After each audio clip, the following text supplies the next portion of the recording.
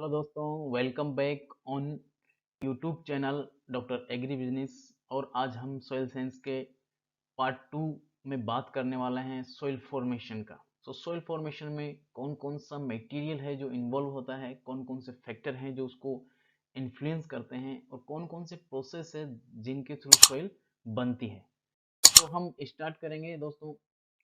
Rocks rocks क्या है? तो दोस्तों क्या है कि रॉक्स क्या है, दो या दो से अधिक मिनरल्स से मिलकर बनी हुई होती है। जैसे फॉर एग्जांपल हम ले सकते हैं igneous rocks, sedimentary rocks and metamorphic rocks. And when come to the composition, जब हम कंपोजिशन का बात करते हैं तो जो अर्थ क्रस्ट का जो अपर पार्ट होता है, मतलब जो 5 किलोमीटर तक का जो पोर्शन होता है, उसमें जो डोमिनेंट रहती है वो सेडिमेंट्री रॉक्स रहती है, और वो अराउंड 74% रहती है। और इग्नियस रॉक जो होती है वो अराउंड 18% होती है, मतलब। एंड सेडिमेंट्री रॉक्स में भी जो है सेल्स का जो कंट्रीब्यूशन होता है, सेल्स रॉक का, वो 52% होता है। सैंडस्टोन रॉक्स का 15% कंट्रीब्यूशन रहता है। लाइमस्टोन एंड डोलोमाइट का 7% होता है। In case of igneous rock, granite contributes 15% and basalt 3%। And दोस्तों, जब जब होल अर्थ क्रस्ट का, जब पूरे अर्थ क्रस्ट का जब बात करेंगे, तो इग्नियस रॉक है वो 95% अर्थ क्रस्ट को बनाती है, और सेडिमेंट्री रॉक्स 5% अर्थ क्रस्ट को बनाती है। दोस्तों अब हम बात करेंगे रॉक्स का क्लासिफिकेशन। तो रॉक्स का क्लासिफिकेशन का जब बात करेंगे तो हम सबसे पहले हम बात करने वाले हैं इग्नियस रॉक का। दोस्तों इग्नियस रॉक्स क्या है? इग्नियस रॉक है जो बनती है सोलिडिफिकेशन और कूलिंग ऑफ मेल्टन मैग्मा, मतलब कि मैग्मा के कूलिंग और सोलिडिफिकेशन से बनने वाली रॉक्स जो है उसको इग्नियस रॉक कहते हैं। और ये जो रॉक्स होती है, ये सरफेस लेयर पे भी जो है सरफेस के नीचे भी बनती है। और ये जो रॉक्स होती है, ये जो है हम प्रीवियसली डिस्कस किए थे कि 95% अर्थ क्रस्ट को बनाती है। और इनका जो क्लासिफिकेशन है वो एक तो बेस्ड ओरिजिन, मतलब कि इनकी उत्पत्ति के आधार पे है, और एक इनकी कंपोजिशन के आधार पे। तो उत्पत्ति के आधार पे जब हम बात करेंगे तो दो प्रकार की होती हैं। एक प्लूटोनिक, जिसे हम इंस्ट्रूसिव भी कहते हैं, और एक ओल्केनिक, जिसे हम एक्सट्रूसिव भी बोलते हैं। तो प्लूटोनिक का मतलब है दोस्तों की सोलिडिफिकेशन, मतलब मेग्मा का जो सोलिडिफिकेशन या कूलिंग जो होता है वो सरफेस के नीचे होता है। और इन रॉक्स का जो हम एग्जांपल का बात करें, तो ये जो रॉक्स जो है, ये जो बनती है, ये नीचे बनती है, मतलब सरफेस इस लेयर के नीचे बनती है। यहाँ पे जैसे जैसे ग्रेनाइट है, गेब्रो है, ड्यूराइट है, टेनोलाइट है, इस तरह की रॉक्स जो है नीचे बनती है। और जब वोल्केनिक और एक्सट्रैक्टिव रॉक्स का बात करेंगे तो इनका जो सोलिडिफिकेशन है और जो कूलिंग है मैग्मा का, वो सरफेस के ऊपर होता है, मतलब ऊपर होगा। यहाँ पे जो विस्फोट होकर जो मैग्मा आया, वो धीरे धीरे धीरे सोलिडिफिकेशन या कूलिंग उसका होगा, और उससे जो रॉक्स बनेगी सरफेस लेयर पे, वो उसे वोल्केनिक या एक्सट्रैक्टिव रॉक्स कहते हैं। और इन रॉक्स का जब एग्जांपल का बात करेंगे तो हम बात करेंगे बेसाल्ट, प्यूमिक, एंडेसाइट, क्लोथाइट, डेकाइट, रियोलाइट। एंड दोस्तों जब हम देखते हैं कि जब रामायण में जो राम सेतु का जो बात होता है, कि जो पत्थर तैर गए थे, फ्लोटिंग किए थे, तो दोस्तों वो जो उसमें मतलब वहाँ पे कोई मैजिक नहीं है। वहाँ पे जो था वो ये प्यूमिक रॉक जो है काम में लिया गया था। प्यूमिक रॉक क्या है, इसमें बहुत सारे पोर्स होते हैं, इनके अंदर बहुत सारी, मतलब खाली जगह रहती है। इस वजह से ये क्या है, बहुत ही हल्की होती है। और ये इसका जो ग्रेविटी होता है बहुत कम होने की वजह से ये पानी में तैरती है। और जो राम सेतु बनाया गया था वो इसी रॉक को काम में लेके बनाया गया था। अब हम बात करते हैं केमिकल कंपोजिशन के आधार पर। तो दोस्तों जो केमिकल कंपोजिशन के आधार पे 3 प्रकार की रॉक्स होती है। बेसिक, क्षारीय बोल सकते हैं, और न्यूट्रल जिसे कि उदासीन बोलते हैं, और एक है एसिडिक जिसे अम्लीय बोलते हैं। तो बेसिक रॉक्स जो होती है उसमें जो सिलिका की जो मात्रा होती है वो 40 से 55% होती है, उसे हम बेसिक रॉक्स बोलते हैं। फॉर एग्जाम्पल हम बात कर सकते हैं बेसाल्ट रॉक, सिलाइट रॉक्स, गेब्रो, फ्लोंथाइट, लाइमस्टोन, डाइबेज। इन रॉक्स को हम बेसिक रॉक्स कहते हैं क्योंकि इनमें जो सिलिका का कंटेंट हो 40 से 55% रहता है। अब हम बात करेंगे उदासीन रॉक्स की, जो जैसे उदासीन मतलब न्यूट्रल रॉक्स भी कहते हैं। इन रॉक्स का जब एग्जांपल का बात करें तो एंडेसाइट, टेंटेसाइट, डियोराइट, सीलाइट, इस प्रकार से ये न्यूट्रल रॉक्स हैं। और इन रॉक्स में जो है जो सिलिका का जो मात्रा होता है वो 55 से 65% होता है। अब लास्टली हम जब बात करने वाले हैं वो है एसिड, इग्नियस एसिड रॉक।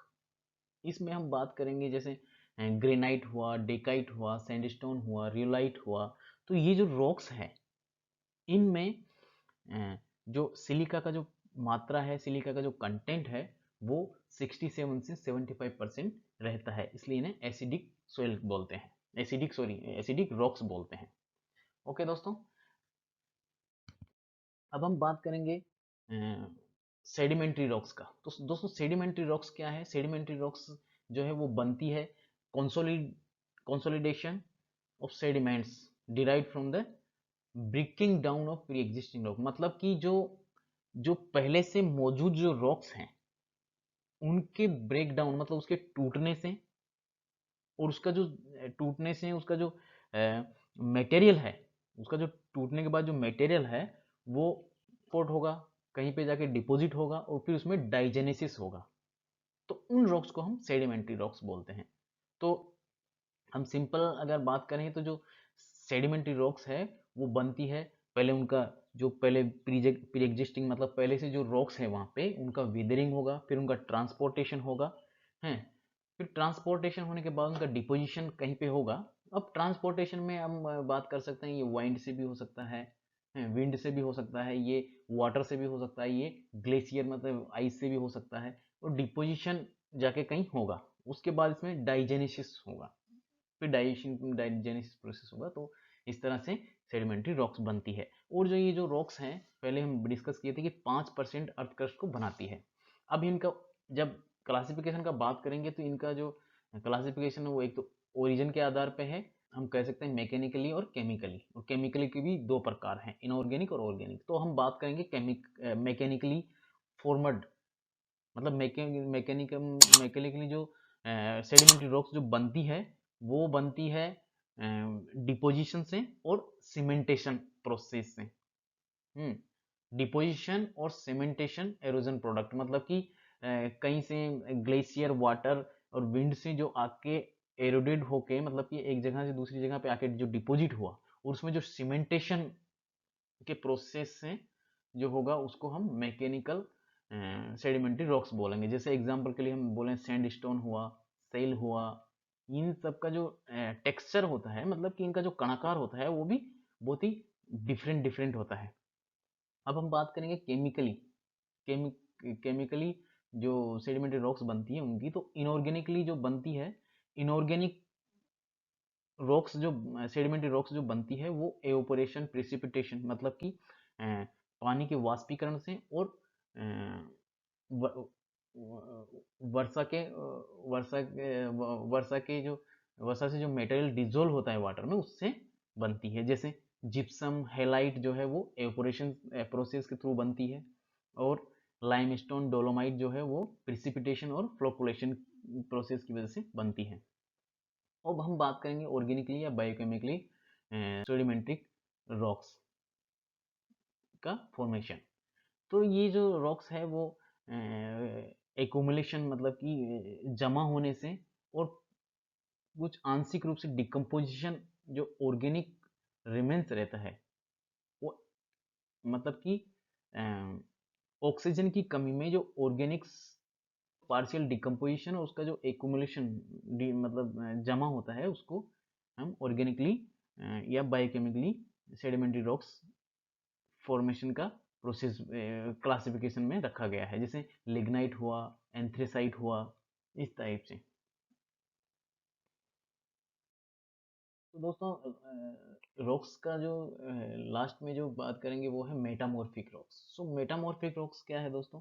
ये जो है कि जो केमिकली मतलब कि रासायनिक या भौतिक रूप से जो उनमें चेंज होता है ओरिजिनल रॉक्स जैसे सेडिमेंट्री रॉक्स और जो इग्नियस रॉक्स है उनका मतलब रासायनिक और भौतिक रूप में परिवर्तन आना due to internal high pressure and temperature जो मोस्टली ये रॉक्स बनती है। ये रॉक्स दो प्रकार की होती है जिनमें हम जो इनमें जो मोस्टली जो चेंजेज आता है जो परिवर्तन आता है उसमें जो डोमिनेंट फैक्टर होता है टेम्परेचर या फिर हीट होती है उसे हम थर्मल मेटामॉर्फिक रॉक्स के नाम से जानते हैं। और दूसरा जो होता है जो चेंजेज जो आता है वो कंबाइंडली मतलब कि प्रेशर और टेम्परेचर दोनों से प्रभावित होती है उसे डायनेमोथर्मल रॉक्स बोलते हैं। अब मेटामॉर्फिक रॉक्स का जो एग्जांपल का बात करेंगे तो मेटामॉर्फिक रॉक्स में मार्बल हुआ, क्वार्जाइट हुआ, नीस हुआ, स्लेट हुआ, सिस्ट हुआ। तो जो मार्बल होता है दोस्तों वो जो बनता है वो लाइमस्टोन या सैंडस्टोन से बनता है और ये विदरिंग के लिए बहुत ही रेसिस्ट होता है। और क्वार्जाइट होता है वो बनता है सैंडस्टोन से, सैंडस्टोन से बनता है जिसकी टेम्परेचर और प्रेशर के एक्शन से। और ये जिसका जो विदरिंग है वो बहुत ही धीरे धीरे होता है। और ये जो सोइल प्रोड्यूस करेगा वो सैंडी टाइप का या लाइट टेक्सचर सोइल प्रोड्यूस करेगा। और ये जो रॉक्स है ये बहुत ही ज़्यादा रेसिस्ट होती है मतलब कि विदरिंग बहुत ही कम होती है मतलब बहुत लंबे समय में मतलब वर्षों मतलब कि हजारों साल लगने के बाद ये विदर होती है। और निस जो है वो ग्रेनाइट से मोस्टली बनती है बट समटाइम ये रियोलाइट एंडेसाइट से भी बनती है और ये जो प्रोड्यूस करती है वो लाइट टेक्सचर और सैंडी सॉइल प्रोड्यूस करती है। अब बात करते हैं स्लेट रॉक का। तो स्लेट जो है वो सेल सेल रॉक से बनती है जैसे माइका फेल्सपार क्वार्ट जैसे मिनरल से बनती है। और जो सिस्ट होती है ये मोस्टली जो बनती है वो माइका से बनती है और ये बहुत ही जल्दी विदर होती है।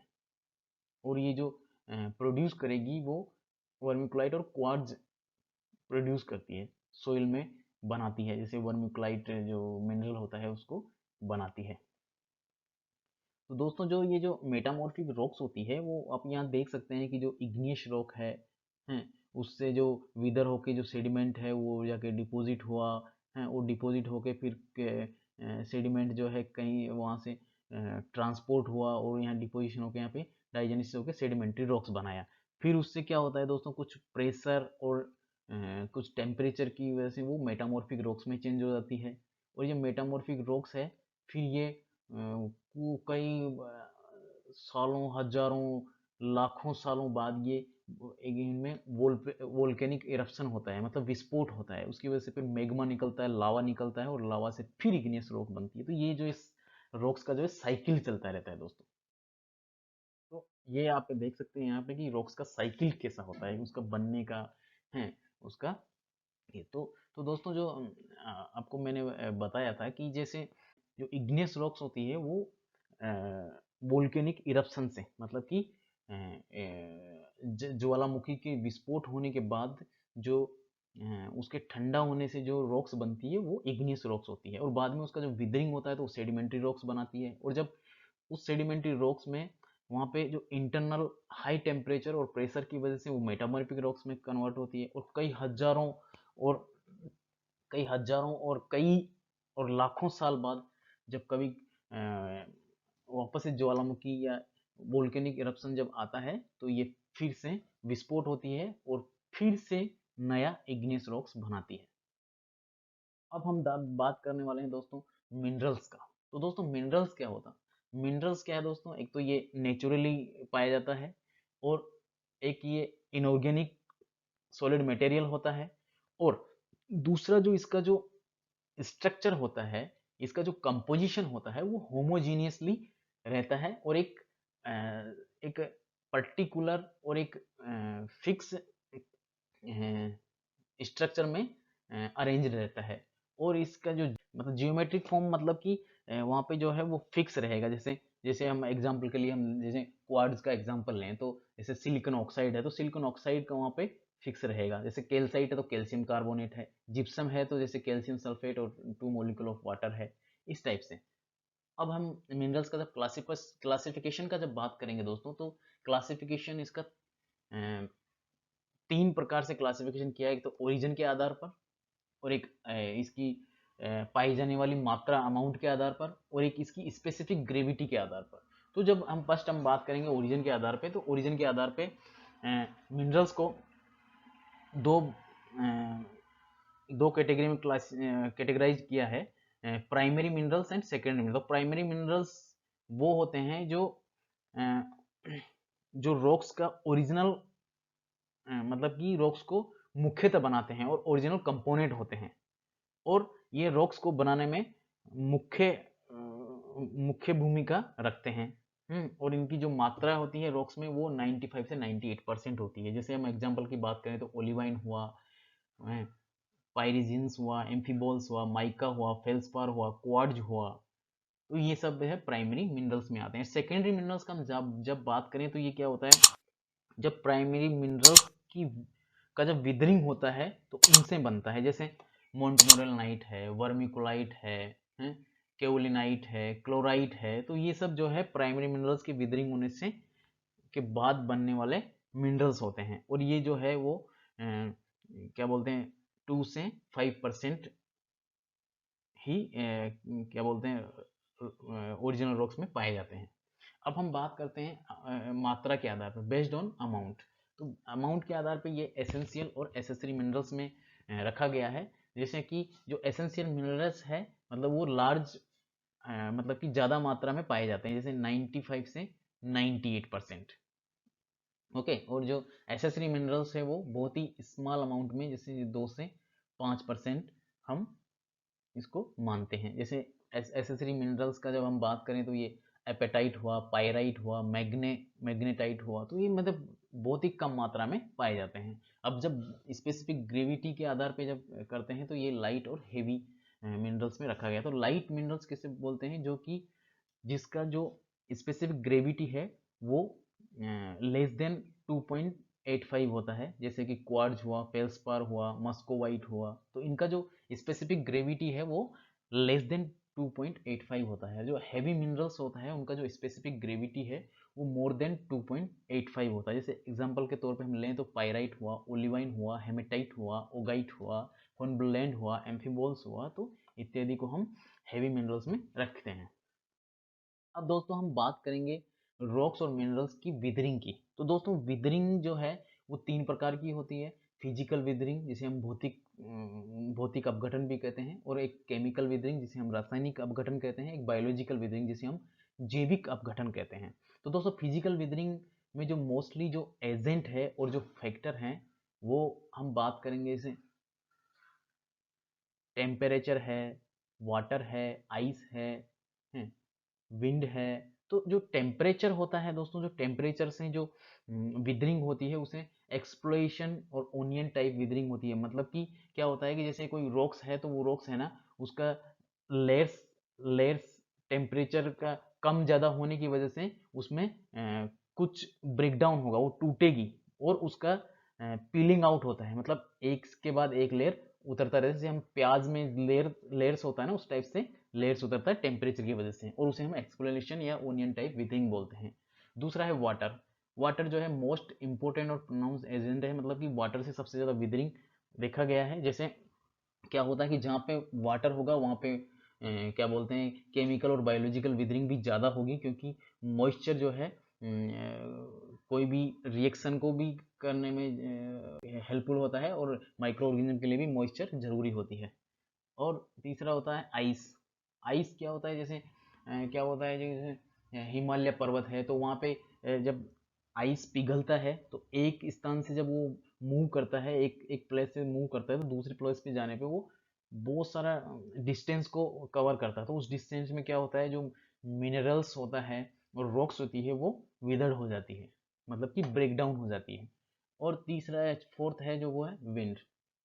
विंड होता है, जैसे हम डेजर्ट एरिया की बात करें, जैसे राजस्थान को ही ले लें, तो वहाँ पे क्या होता है जब तेज हवाएं चलती है तो डेजर्ट में क्या होता है, एक एक प्लेस से जो है रॉक्स और मिनरल्स जो है, मतलब वहाँ से तेज हवाओं की वजह से उनमें कटान आता है, वो धीरे धीरे धीरे धीरे ब्रेक डाउन होती रहती है, और वहाँ पे जो है मशरूम टाइप का रॉक्स बनता है, मतलब कि साइड से टूटता जाएगा और वो एक मशरूम टाइप का, छतरी टाइप का बना लेता है।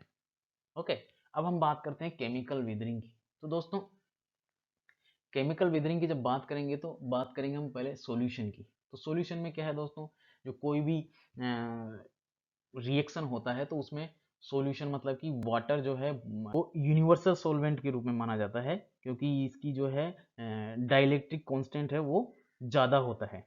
और जब वाटर में क्या बोलते हैं carbon dioxide, organic inorganic acids जब डिजोल्व हो जाते हैं तो वो क्या है बोलते हैं उसकी एक्शन और उसकी एक्टिविटी को एनहांस्ड कर देते हैं, तो उसको रॉक्स को क्या है डिकम्पोज और विदर करने में ज़्यादा हेल्पफुल होते हैं। एक दूसरा जो टर्म है वो हाइड्रेशन। हाइड्रेशन में क्या होता है दोस्तों, जब कोई भी कंपाउंड होता है उसमें वाटर मॉलिक्यूल्स का ऐड होना, मतलब एक वाटर मॉलिक्यूल या फिर एक से अधिक मतलब वाटर मॉलिक्यूल जुड़ जाता है। जैसे आप यहाँ पे एग्जांपल के तौर पे देख सकते हैं कि कॉपर सल्फेट है, वो 5 मॉलिक्यूल वाटर से रिएक्ट किया और कॉपर सल्फेट 5 मॉलिक्यूल। ठीक है दोस्तों, अब हम बात करेंगे हाइड्रोलाइसिस की। तो हाइड्रोलाइसिस में क्या होता है दोस्तों, स्प्लिटिंग ऑफ वाटर, मतलब जल का टूटना होता है। इसे हम डबल हाइड्रोलाइसिस के नाम से भी जानते हैं। ये यहाँ पे क्या होता है, पहले वाटर टूटेगा, फिर वो वाटर उस वहाँ से वाटर टूट के हाइड्रोजन और OH आयन बनाएगा, और वो उससे आप यहाँ पे एग्जांपल के तौर पे आप देख सकते हैं कि सोडियम क्लोराइड है। सोडियम क्लोराइड वाटर से रिएक्ट किया तो क्या किया, हाइड्रोलाइसिस हुआ, तो वाटर ब्रेक डाउन हुआ और सोडियम के साथ OH जुड़ा, सोडियम हाइड्रोक्साइड बनाया और ये HCl बनाया, मतलब हाइड्रोजन उधर जाके क्लोरीन से अटैच हुआ। ओके दोस्तों, अब बात करते हैं हम ऑक्सीडेशन एंड रिडक्शन। सो दोस्तों क्या होता है कि जब ऑक्सीडेशन होता है तो ऑक्सीडेशन में क्या होता है, ऑक्सीजन जुड़ता है, ऑक्सीजन जुड़ता है, और रिडक्शन होगा तो ऑक्सीजन वहाँ पे निकलता है। जैसे हम एग्जांपल के तौर पे यहाँ पे लें तो दोस्तों ये जो प्रोसेस है, जैसे यहाँ पे SO3 है और ऑक्सीजन जुड़ने की वजह से ये SO4 हो गया, मतलब ऑक्सीडेशन हो गया। और जब रिडक्शन का बात करेंगे तो दोस्तों जो क्रोमियम क्रोमिक एसिड है या फिर CrO7 है, तो यहाँ पे ऑक्सीजन निकल गया और क्रोमियम बचा, मतलब कि ऑक्सीजन निकलने से रिडक्शन प्रोसेस कहा जाता है। अब हम बात करते हैं दोस्तों कार्बोनेशन। कार्बोनेशन में क्या होता है दोस्तों कि ये क्या होता है, कॉम्बिनेशन होता है कार्बन डाइऑक्साइड और कोई भी बेसिस का, कार्बनिक एसिड का बनना, जैसे कि वाटर मॉलिक्यूल और कार्बन डाइऑक्साइड के मिलने से कार्बनिक एसिड बनता है, और कार्बनिक एसिड जब बनेगा तो वो कार्बनिक एसिड क्या है कि वहाँ पे जो मिनरल या रॉक्स है उसको डिसॉल्व करने में इनसोल्यूबल को सोल्यूबल बनाता है, क्योंकि वो एसिडिक नेचर होता है।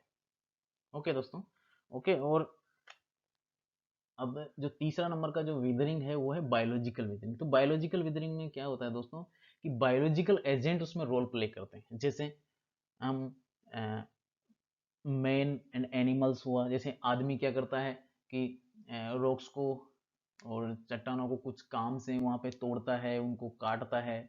और एनिमल्स भी क्या होता है, जैसे दोस्तों हम एनिमल्स कहीं जैसे ग्रेजिंग एरिया है, जैसे जहाँ पे जानवर मतलब एनिमल्स चरते हैं और तो वहाँ पे क्या करता है, उनके पाँव से वो ब्रेक डाउन होता है।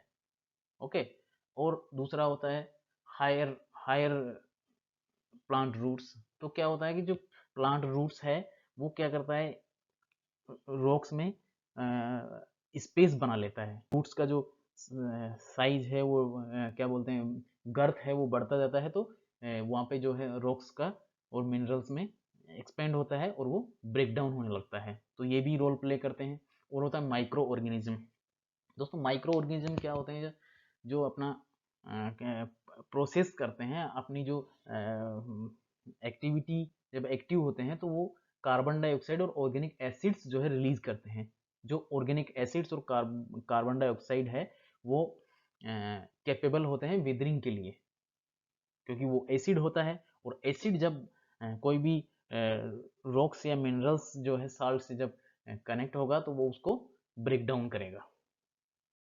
अब हम बात करेंगे दोस्तों सोइल फॉर्मिंग के पेडोजेनिक फैक्टर्स कौन कौन से हैं। तो दोस्तों जब फर्स्ट टाइम 1889 में डोकोचेव, वीवी डोकोचेव ने बताया कि सोइल फॉर्मेशन के 3 फैक्टर हैं, parent material, climate and organisms.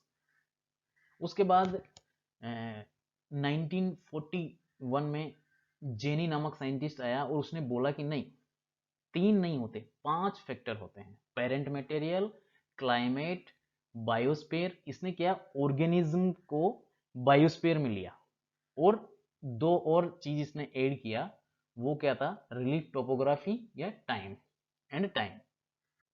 तो और ये जो है सॉइल फॉर्मेशन के फैक्टर्स हैं जिन्हें हम पेरेंट मटेरियल, क्लाइमेट, टोपोग्राफी मतलब का रिलीफ, ओके, टाइम कितना टाइम में बन रहा है, और प्लांट्स एंड एनिमल्स का क्या रोल है। उसके बाद दोस्तों एक नया साइंटिस्ट फिर आया 1949 में, जिसे हम जोफे के नाम से जानते हैं। उसने इन सॉइल फॉर्मिंग फैक्टर्स को 2 ग्रुप में बांटा, active factors and passive factor. मतलब कि एक्टिव फैक्टर्स जो कि जैविक रूप से इन्वॉल्व होते हैं, जैसे कि बायोस्फीयर। बायोस्फीयर में क्या क्या आएगा, बायोस्फीयर में आएगा दोस्तों प्लांट्स एंड एनिमल्स।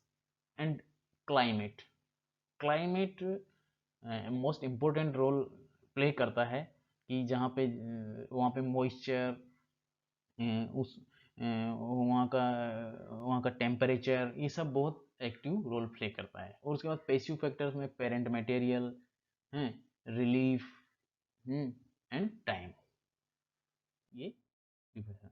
अब हम बात करते हैं पेडोजेनिक प्रोसेस कौन कौन से हैं। तो दोस्तों जो सॉइल फॉर्मिंग की जो पेडोजेनिक प्रोसेस हैं, जैसे बेसिक प्रोसेस का हम जब बात करें तो बेसिक प्रोसेस में आता है दोस्तों सॉइल में वाटर, मिनरल और ऑर्गेनिक मैटर का जुड़ना या वहाँ से लॉस होना, ओके। और ट्रांसफॉर्मेशन मतलब मिनरल मैटर और ऑर्गेनिक मैटर का सोइल के साथ ट्रांसफॉर्मेशन मतलब कि एक फॉर्म से दूसरी फॉर्म में बदलना। एंड ट्रांसफर और translocation of energy and matter, मतलब कि जो मैटर है, मतलब कि ऑर्गेनिक मटेरियल जब धीरे धीरे डिकम्पोज होता है तो वो ट्रांसफर होता है, मतलब एक एनर्जी से दूसरी एनर्जी में वो कन्वर्ट होता है। तो दोस्तों आप यहाँ पे देख सकते हैं कि वाटर का एडिशन कैसे हो रहा है, ऑर्गेनिक मटेरियल का कैसे एडिशन होता है, ओके। अब हम बात करेंगे पेडोजेनिक प्रोसेस, जिन्हें 2 ग्रुप में मतलब आगे चल के डिवाइड किया है, जैसे फंडामेंटल पेडोजेनिक प्रोसेस एंड स्पेसिफिक। तो फंडामेंटल की जब हम बात करेंगे तो ह्यूमिफिकेशन, एलुविएशन, इलुविएशन, होरिजिनेशन। तो दोस्तों जो ह्यूमिफिकेशन है, ह्यूमिफिकेशन नथिंग बट, ह्यूमिफिकेशन क्या है दोस्तों, ह्यूमिफिकेशन में हम बहुत सारी पहले भी चर्चा कर चुके हैं कि जो ह्यूमिफिकेशन होता है उसमें क्या होता है, कोई भी जब हम सोइल में ऑर्गेनिक मैटर ऐड करते हैं या फिर वहाँ पे प्लांट्स और एनिमल्स की के डेथ करने से वहाँ पे जब जो ऑर्गेनिक मैटर जो कुछ टाइम के बाद वो जो ऑर्गेनिक मटेरियल है वो पूरी तरह से ह्यूमिफाइड होता है, डिकम्पोज होता है, और डिकम्पोज करके वो हुमस बना लेता है, उसे ही हुमस कहते हैं, ह्यूमिफिकेशन कहते हैं। ऑर्गेनिक मैटर जो है हुमस में कन्वर्ट हो जाता है। और इसका जो क्या बोलते हैं, जो इंडिकेटर है वो है कि ये जो ब्राउन कलर का दिखाई देता है। अब बात करते हैं दोस्तों एलिवेशन। एलिवेशन क्या है दोस्तों, एलिवेशन का मतलब है कि इस अबव यानी ऊपर लेयर से ऑर्गेनिक मटेरियल, न्यूट्रिएंट्स, क्ले इत्यादि लीच डाउन होके, मतलब पानी के साथ मिलकर घुलकर नीचे की लेयर में जमा हो जाते हैं। इसे ही हम एलिवेशन बोलते हैं, इसी को हम वॉशिंग आउट बोलते हैं, ओके। और दूसरा टर्म है, तीसरा टर्म है इल्यूवेशन, मतलब कि ऊपर की लेयर से आगे जो नीचे की लेयर में जमा हुआ उसी को हम इल्यूवेशन बोलते हैं। तो जमा होने को इल्यूवेशन और ऊपर से नीचे आने के प्रोसेस को हम एलिवेशन। तो एलिवेशन में क्या होता है, ऊपर की लेयर से आके जो ऑर्गेनिक मटेरियल, क्ले, ये सब आके डिपॉजिट हो जाता है, उसको एलिवेशन, इसे वॉशिंग इन भी बोलते हैं। ओके, अब होता है ओरिजिनेशन। दोस्तों ओरिजिनेशन क्या होता है कि जो कोई भी सोइल जो बनने लगता है, जैसे क्या होता है कि पहले सोइल क्या होता है, विदर होता है, विदर होने के बाद वो वहाँ से ट्रांसपोर्ट होता है, और फिर वो डिपॉजिट हो जाता है कहीं पे, फिर कई सालों बाद वो धीरे धीरे उसमें डाइजेनेसिस होता है, डाइजेनेसिस होने के बाद उसमें क्या बोलते हैं, होरिजन्स बनना स्टार्ट होता है। तो होरिजिनेशन प्रोसेस का मतलब है कि वहाँ पे कोई भी रॉक्स हुआ, मिनरल्स हुआ, उसके विदरिंग होने के बाद उससे रिलीज होने वाले साल्ट्स हैं, या फिर ऑर्गेनिक मटेरियल से रिलीज होके उसमें ऑर्गेनिक जो होरिजोन बनता है। तो जैसे जैसे कोई जैसे मान लो कैल्साइट ही वहाँ पे रॉक्स है, तो कैल्साइट के टूटने से वहाँ पे क्या होगा, कैल्शियम कार्बोनेट डोमिनेंट हो जाएगा, तो उसमें जो होरिजोन में जो है कैल्शियम कार्बोनेट ज़्यादा होगा, तो ऐसे करके होरिजोन्स बन जाता है धीरे धीरे अलग अलग लेयर में, उसको होरिजोन बोलते हैं। जो कि ऊपर नीचे आपस में जो होरिजोन्स होते हैं वो आपस में मेल नहीं खाते हैं, उनका कोई मैचिंग नहीं होता है, वो कैरेक्टरिस्टिकली असमान होते हैं। अब हम बात करते हैं स्पेसिफिक पेडोजेनिक प्रोसेस। दोस्तों जो कैल्सिफिकेशन है, कैल्सिफिकेशन का मतलब है कि कैल्शियम का एडिशन होना या फिर कैल्शियम कार्बोनेट का डिपोजिशन होना, और डिकैल्सिफिकेशन उसका जस्ट उल्टा होता है कि कैल्शियम कार्बोनेट या कैल्शियम का वहाँ से रिमूव होना। एंड अब बात करेंगे हम पोर्जुलाइजेशन की। तो दोस्तों पोर्जुलाइजेशन क्या होता है, ये एक्चुअली जो है रशियन भाषा का वर्ड है, जो कि पोड मीन्स होता है अंडर, अंडर पोड मीन्स होता है अंडर, और जोला मीन्स होता है अस, मतलब हम जो मतलब राख जिसे बोलते हैं उस टाइप का कलर। तो पोर्जुलाइजेशन होता है दोस्तों, इसमें क्या होता है, सिलिका का जो है एक्यूमुलेशन होता है, सिलिका का एक्यूमुलेशन होता है, और वहाँ मतलब सरफेस लेयर में सिलिका का तो एक्यूमुलेशन होता है, और जो आयरन और एल्यूमिनियम ऑक्साइड्स हैं वो लीच डाउन कर जाते हैं, और बेसिकली इस प्रोसेस को हम एसिड हाइड्रोलाइसिस भी बोलते हैं। और ये जो पोर्जुलाइजेशन होता है ये मोस्टली पोर्जुलाइजेशन जो होता है ये मोस्टली कोल्ड ह्यूमिड क्लाइमेट में बनता है, और जहाँ पे वेजिटेशन कैनिफेरस कैनिफेरस वेजिटेशन हो, जो कि एसिडिक नेचर का होता है। ओके, और जो पोर्जुलाइजेशन होता है वो वहाँ पे जो पेरेंट मटेरियल होता है वो सिलिसियस यानी सैंडी टाइप का रहता है, और यहाँ पे जो इनकी इसकी एसिडिक नेचर होने की वजह से इसका जो पीएच होता है वो लेस देन 5 रहता है। तो यहाँ पे जो डोमिनेंट जो माइक्रो ऑर्गेनिज्म होता है वो फंजाई होता है, मतलब फंगस होता है, कवक ज़्यादा रहता है। जो होता है वो लेटेराइजेशन है। तो लेटेराइजेशन दोस्तों ये इसको क्या बोलते हैं, ये लेटिन भाषा के शब्द से लेटेराइट से लिया गया है, जो कि जिसका मतलब होता है कि ब्रिक या टाइल, मतलब ब्रिक या टाइल ईंट के टाइप का। इसमें क्या होता है, इसमें उसका पोर्जुलाइजेशन का जस्ट उल्टा होता है। इसमें क्या होता है, सिलिका ऑक्साइड जो है वो रिमूव होके या फिर लीच डाउन होकर नीचे चला जाता है, और आयरन एंड एल्यूमिनियम ऑक्साइड्स जो है एक्यूमुलेट हो जाते हैं सरफेस लेयर पे। ये जो है क्लाइमेट का जब बात करें तो ये वार्म ह्यूमिड क्लाइमेट में बनता है, और जब वेजिटेशन का बात करें तो ये डेसिडोस नामक वेजिटेशन में मोस्टली बनता है, वहाँ पे पाई जाती है। पेरेंट मटेरियल का जब बात करते हैं, इसका जो पेरेंट मटेरियल होता है उसमें क्या बोलते हैं, बेसिक पेरेंट मटेरियल्स होता है। ओके, और यहाँ पे जो इसका जो पीएच होता है वो most probably alkaline to neutral pH का होता है। तो यहाँ पे बेसिकली जो मुख्य जो माइक्रो ऑर्गेनिज्म होता है वो बैक्टीरिया पाया जाता है। अब हम बात करते हैं दोस्तों ग्लेजेशन। जो कलर है इसका वो ब्लू ग्रेस टाइप का दिखाई देता है, और ग्लेजेशन जो है रशियन भाषा के शब्द से लिया गया है, जो ग्ली ग्ली शब्द से लिया गया है। ओके, और इसमें क्या होता है कि जो होरिजोन जो बनता है वो ग्रे ग्ले ग्ले होरिजोन बनता है, जिसे हम जी जी नाम से मतलब डिनोट करते हैं। और इसमें जो ड्रेनेज का जो कंडीशन होता है बहुत ही पुअर होता है दोस्तों, क्योंकि ये मोस्टली जो है वाटर लॉग कंडीशन में ज़्यादा बनता है, और इसका जो ये जो है हाइड्रोमॉर्फिक सॉइल्स में इसको रखा गया है, मतलब ये जो प्रोसेस है वो हाइड्रोमॉर्फिक सॉइल्स में पाया जाता है। ओके, और अब है सेलिनाइजेशन। तो दोस्तों सेलिनाइजेशन जो होता है उसमें क्या होता है कि एक्यूमुलेशन ऑफ साल्ट्स, मतलब कि साल्ट वहाँ पे डिपॉजिट हो जाते हैं। जैसे हम बात करते हैं सेलिनाइजेशन में सल्फेट वहाँ पे डिपॉजिट हो जाता है, क्लोराइड वहाँ पे डिपॉजिट हो जाता है, हैं किसका क्लोराइड और किसका सल्फेट, कैल्शियम एंड मैग्नीशियम का।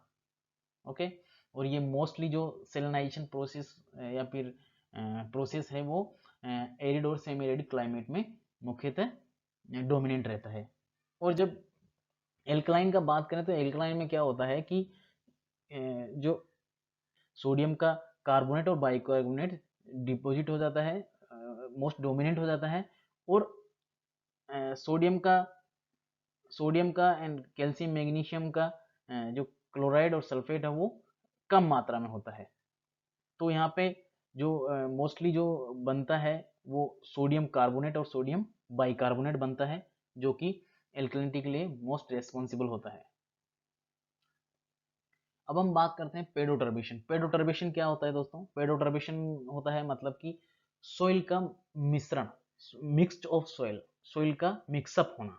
तो पेडोटर्बेशन जो होता है दोस्तों, ये ऐसा नहीं है कि मतलब जैसे हम ऊपर में बात की इल्यूशन का, मतलब कि ऊपर से आया ऐसे से नहीं, वहां पे इन्वर्टिंग होता है, सोइल अपनी ही जगह पे इन्वर्ट होता है। अब किस किस से होता है? जैसे ये दो तीन प्रकार का होता है, जैसे फोनल पेडोटर्बेशन, मतलब कि एनिमल्स के द्वारा सोइल का मिक्सअप होना। एक होता है फ्लोरल फ्लोरल पेडोटर्बेशन, मतलब कि आपके प्लांट्स के द्वारा सोइल का मिक्सअप होना। और एक होता है आर्गिलो पेडोटर्बेशन, मतलब कि सोइल का चूर्निंग प्रोसेस, मतलब कि जैसे क्या बोलते हैं, सोइल गीली होगी और सूखी होगी तो वहाँ पे श्रिंकेज होगा, तो उसमें भी पेडोटर्बेशन होता है।